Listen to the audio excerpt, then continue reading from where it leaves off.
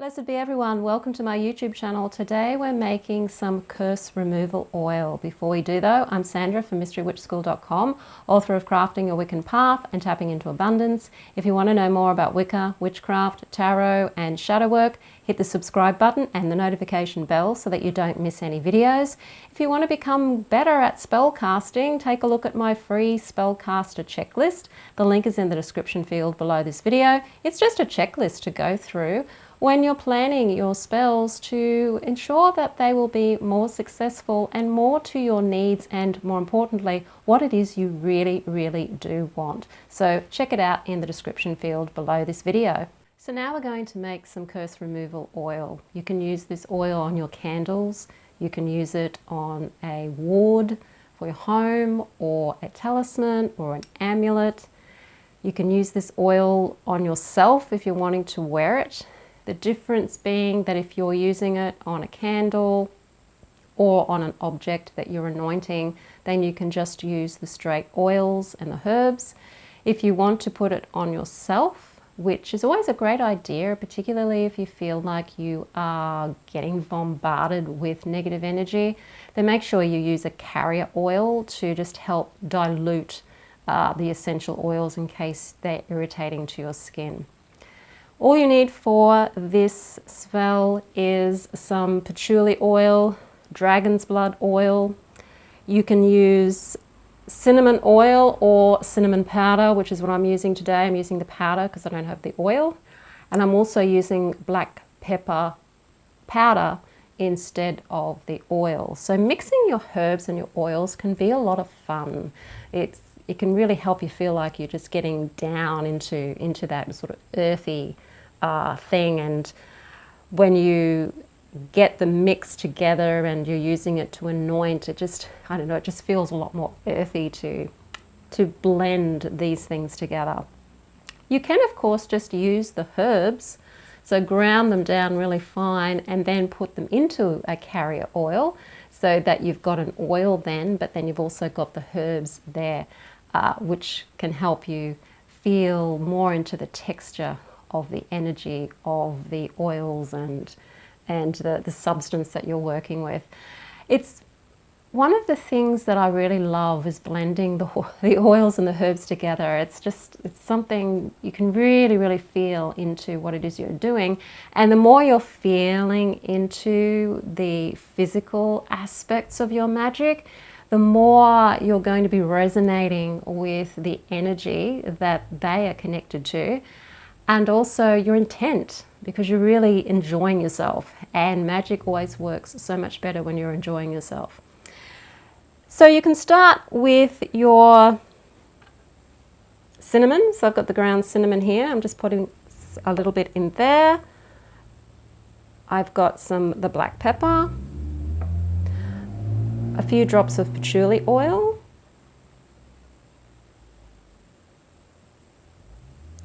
and some dragon's blood oil. Because I've got quite a bit of cinnamon in here, I'm going to add some oil, some carrier oil. So I'm going to use some grapeseed oil in this case because I actually want to make a fair batch of this. I'm going to bottle this when I make it up. Stir it. And as you're stirring it, you can just imagine how this oil is transforming any icky, ugly energy into either neutralizing it, or if you wanted to even add another alchemical twist to it, you could add a little bit of rose oil or some rose petals to this oil to give it a sweeter, more loving energy, so that when something is hitting at you or the ward or whatever it is you're doing with this, that the energy is being transformed. And that's what we can do with energy. We can transform it. We can use it to our advantage. If somebody's throwing something at you, in a martial arts sense, you can transform that energy and use it to your own advantage. You can use your enemy's energy against them, which is what you would do in a reversal. And you can certainly use this oil to reverse any energy as well. A good place to use this is actually in a workplace. If you're in a toxic environment and you feel the barbs every time you step into that environment, or maybe you're in a toxic family situation, then wearing this oil is a way of protecting yourself from any of the unconscious energy barbs that may be coming your way, or anything that you may be walking into. Sometimes you can end up in crossed situations where it's not so much that anybody has tried to harm you in any way or send anything, you've just ended up in a crossed environment. So you may be finding that maybe it's a sacred space, or there's a lot of spirit energy, and somehow or another you've interfered with that, and so you've ended up with crossed conditions. This oil can also help you uncross those conditions as well. So what I'm doing with this oil is I'm just pouring it into a jug so that I then have it to pour into my bottle and keep it there for whenever I need it. If you are going to bottle your oils, make sure that they are in either a brown bottle, a green bottle, or a blue bottle, so that the sun or the light isn't really going to get in there so much. Oils do not like light. They will go rancid quite fast if they're exposed to light. So always use a glass bottle, not plastic, and make sure that it's a coloured bottle. Brown generally is best, but you can use other colours as well. And pour your oils then into your bottle if that's what you're wanting to do. And I've just poured it all over the carpet. So,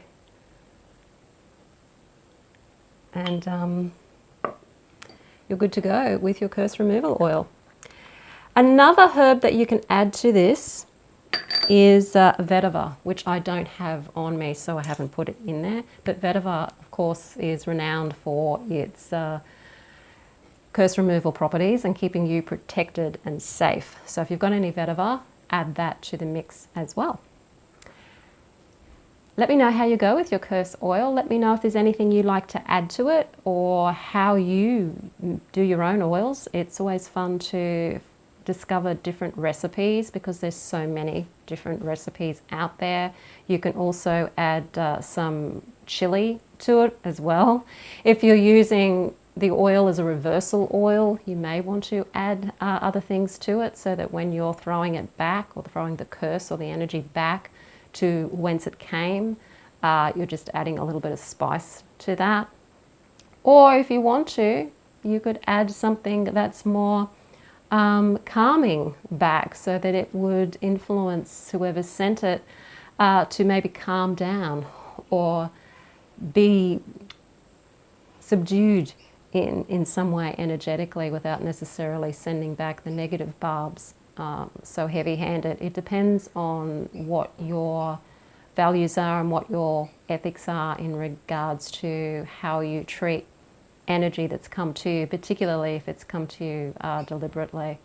That, of course, is up to you how you deal with that. Don't forget that if you want to learn Wicca and Witchcraft with me, the Mystery Witch School 101 course is there for you. We do a whole module on protection magic, as well as financial magic and candle magic. There is also energy work there, a little bit of shadow work, and working with deities, working with the lunar energies, as well as the seasonal cycles. So take a look at the Mystery Witch School 101 Academy. The link is in the description field below this video.